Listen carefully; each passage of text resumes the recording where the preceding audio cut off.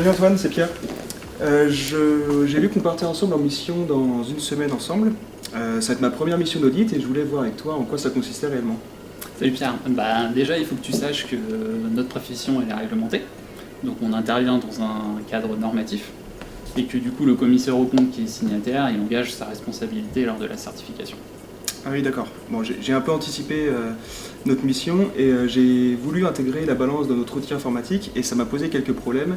Un petit message d'erreur comme quoi la balance n'était pas équilibrée. D'accord, ouais, donc ça c'est le cas classique, c'est pour ça que tu vois, il faut être rigoureux dans notre métier.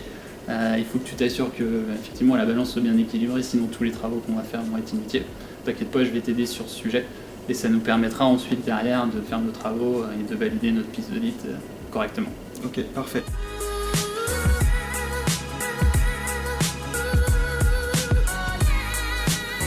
Ok, donc j'ai à peu près saisi le cadre général de la mission d'audit, mais quand on va arriver chez le client la semaine prochaine, on va vraiment commencer la mission d'audit par quoi?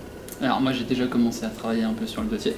J'ai fait notre approche par les risques. Donc la première chose que je vais faire quand on va arriver chez le client, c'est de m'entretenir avec lui pour déterminer les zones de risque qui va nous amener à déterminer quels travaux on va mener sur ces zones de risque.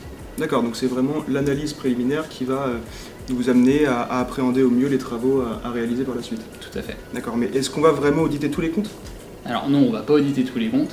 Ce qu'on va faire, c'est qu'on va utiliser des méthodes d'échantillonnage et on va faire des travaux à partir des bases de données pour conclure sur l'intégralité des comptes, mais on ne va pas auditer l'ensemble des comptes. D'accord, j'ai l'impression quand même qu'on utilise beaucoup d'outils informatiques. C'est pas trop mon domaine de prédilection, et est-ce que ça va me poser des problèmes? Non, t'inquiète pas, de toute façon au cabinet, on a des formations qui sont prévues pour toi, qui seront adaptées à ton niveau. Effectivement, on utilise beaucoup d'outils informatiques de nos jours, donc tu seras complètement prêt le jour de notre intervention. Moi ça me rassure, je serai pas lâché dans le grand bain chez le client sans formation.